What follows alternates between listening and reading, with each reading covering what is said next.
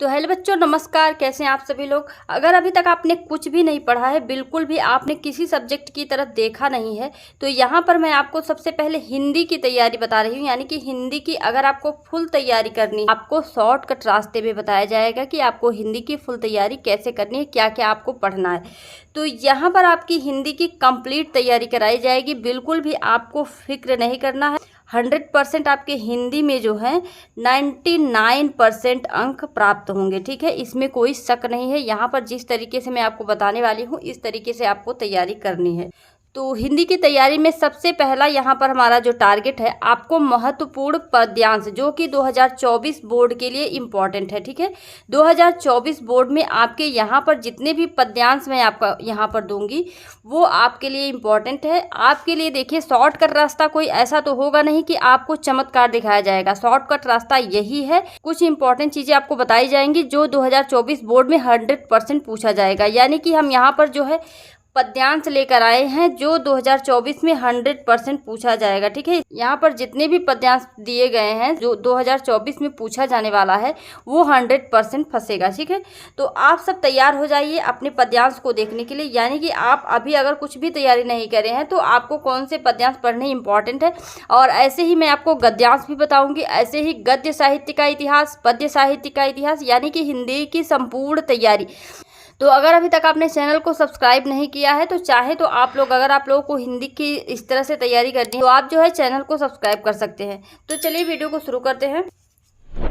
तो यहाँ पर देखिए, सबसे पहले 2024 बोर्ड के लिए महत्वपूर्ण पद्यांश को यहाँ पर जो है लाइन बाय लाइन, यानी कि चैप्टर से बताऊंगी। पहला चैप्टर, दूसरा चैप्टर, पहले चैप्टर से जो पद्यांश इंपॉर्टेंट है, दूसरे चैप्टर से जो पद्यांश इंपॉर्टेंट है, इस तरीके से मैं आपको सीरियल बाय सीरियल बताऊंगी। ठीक है, और देखिए पहले चैप्टर से जो है, जो आपका सूरदास के पद है, उसमें से यहाँ पर चरण कमल बंदो हरिराई, जाकी कृपा पंगु गिरि लघै, अंधे को सब कुछ दर्शाई, बहिरव सुने गूंग पुनि बोले, एक रंग चले सिर छत्र धराई, सूरदास स्वामी करुणा में बार बार बंदो तिहि पाई।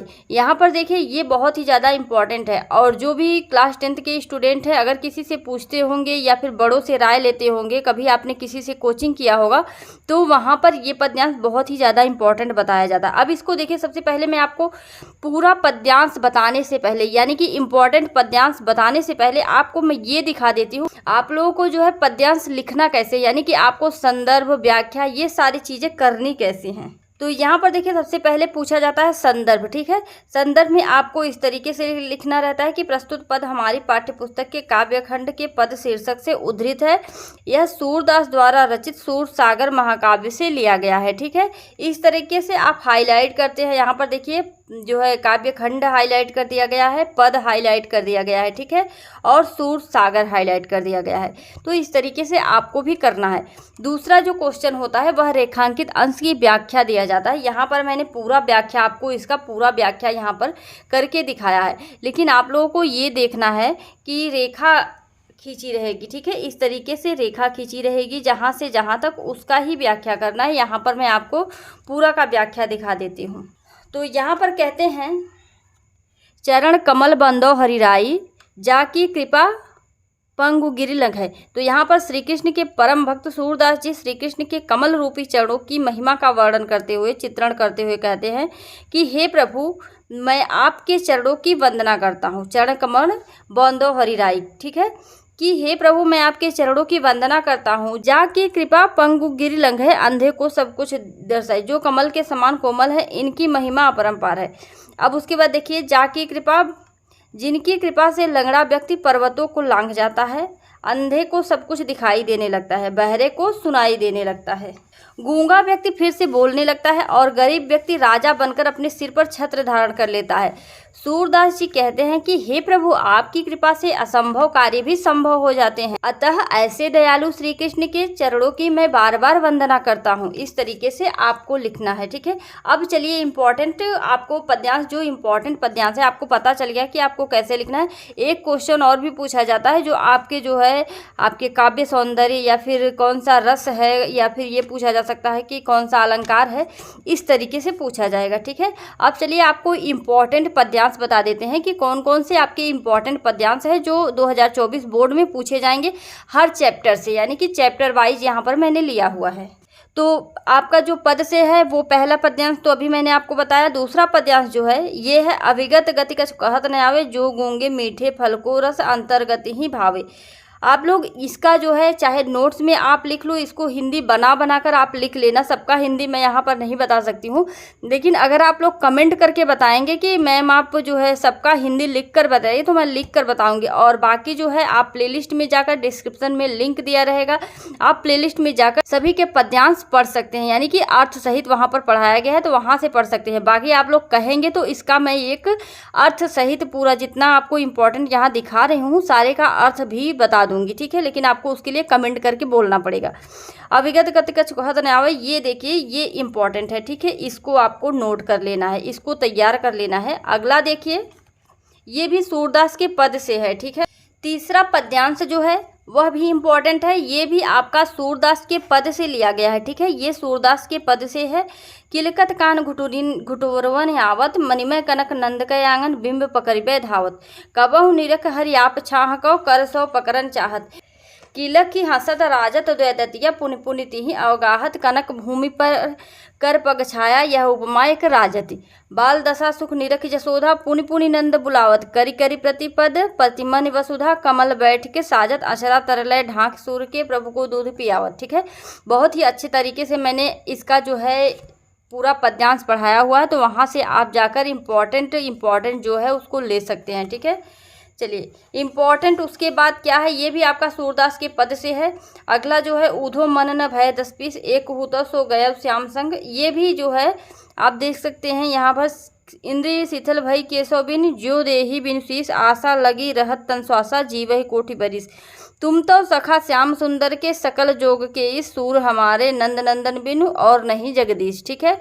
यहाँ पर गोपियाँ जो हैं कहती हैं कि हमारे जो हैं जगदीश श्री कृष्ण है, उसके अलावा हमारा और कोई भी ईश नहीं बन सकता है। ऊधो से यह सारी बातें कहती हैं, ठीक है। उसके बाद ऊधो के बारे में ही यहाँ पर दिया गया है, ऊधो मोहि ब्रज बिसरत नहीं। गोपियाँ श्री कृष्ण ऊधो से कहते हैं कि ऊधो मुझे ब्रज भूलता नहीं है, वहाँ की गोकुल वन की उपवन छाह, माता यशोदा, नंद बाबा, कोई भी हमें भूलता नहीं। इस तरीके से आप अच्छे से अर्थ समझेंगे तो आपको यहाँ पर मिलेगा, ठीक है। ये भी सूरदास के पद से है, इम्पॉर्टेंट है, इसको भी तैयार कर लीजिएगा। अगला यहाँ पर छठा पद्यांश जो है वन पथ पर से, ठीक है। वन पथ पर से ये इम्पॉर्टेंट है। शीश जटा और बाहु विशाल, बिलोचन लाल तिरछी सी भौहें, तून सरासन बान धरे, तुलसी बनमारग में सुठ सोहें, सादर बारह बार सुभाष, चितय तुम त्यो हमरो मन मोहे, पूछत ग्राम वधु सी, सो कहो सावरे से सखी रावरे को है। यहाँ पर जो है सीता जी से सखियाँ पूछती हैं कि जो सीता जी और राम जी लक्ष्मण जी जो जा रहे हैं वन को, तो वहाँ पर बहुत सारी गांव की स्त्रियाँ जो हैं वह सीता जी से पूछती हैं, ये जिनके बाहु विशाल हैं, जिनकी बिलोचन लाल हैं, तिरछी सी भौहें हैं, वे तुम्हारे कौन लगते हैं, ठीक है। उसके बाद देखिए पद्यांश 7, यहाँ पर सुन सुंदर बैन सुधार स्थान सयानी है, जानकी जानी भली तिरछी कर नयन, सैन तिन्हें समुझाए कछु मुस्काई चली, तुलसी तेहि अवसर सो है, सबय अवलोकत लोचन लाहुअली, अनुराग तड़ाग में भानु उदय, बिगसी बिगसी मनु मंजुल कंज कली। ये जो आप देख रहे हैं ये भी वन पथ पर से है। और यहाँ पर जो है सीता जी से जो सखियाँ हैं वो पूछती हैं, गांव की स्त्रियाँ पूछती हैं, तो सीता जी ने उनके जो पूछा कि ये तुम्हारे कौन है, तो उन्होंने ये सब सुनकर किस तरीके से जवाब दिया, वो मुस्कुरा कर उनके सवालों का जवाब देती हैं। इस तरीके से इसका अर्थ यहाँ पर ये मिलता है, ठीक है। उसके बाद देखिए पद्यांश 8 में कवित्त और रसखान, यानी कि रसखान का जो है यहाँ पर जो रसखान ने लिखा हुआ है उस कवित्त से ये दिया गया है। मोर पखा सिर ऊपर रखी हो, गुंज की माल गरे पहिरोगी, ओढ़ी पीताम्बर लय लकुटी, बन गोधन ग्वारन संग फिरोगी, भावत वोहि मेरी रसखानी सो, तेरे कहे सब स्वांग रचंग। एक सखी दूसरी सखी से कहती हैं कि मोर का पंखा मैं अपने सिर के ऊपर रख लूँगी, गुंज की माला अपने गले में पहन लूँगी, और पीताम्बर भी लेकर और लकुटी यानी कि लाठी लेकर मैं गायों के स्वाद ग्वाले के साथ फिरूँगी, गाँव गाँव फिरूँगी, घूमूँगी। भावो वही मेरी रसखान सो, तेरे कहे सब स्वांग, तुम्हारे कहने से ये सब भी कर लूँगी, पर उस मुरली को जो उनकी होठों पर रहती है, अधरन धरी न अधरा धरूंगी, ना ही मैंने कभी धरा है और ना ही धरूंगी उनकी मुरली को अपने होठों पर। सब कुछ कर लूँगी लेकिन उनकी मुरली को अपने होठों पर नहीं रखूँगी। उसके बाद देखिए बिहारी सतसई से यानी कि भक्ति से लिया गया है। पद्यांश 9 मेरी भव बाधा हरो। जितने इम्पॉर्टेंट पद्यांश हैं इससे बाहर अगर आपका 2024 बोर्ड में आ गया तो मैं पढ़ाना छोड़ दूंगी, ठीक है। इतना मैं श्योर बोलती हूँ कि 100% पूरा बहुत ही रिसर्च करने के बाद ये सारी चीज़ें मैं लेकर आई हूँ। इससे बाहर आपका कुछ भी नहीं जाने वाला है। सारे क्वेश्चन अगर आप इतना तैयार कर लेते हो तो आप बिल्कुल बेफिक्र होकर एग्जाम में जाओगे, ठीक है। कोई भी चीज़ ऐसा बाहरी नहीं आएगा।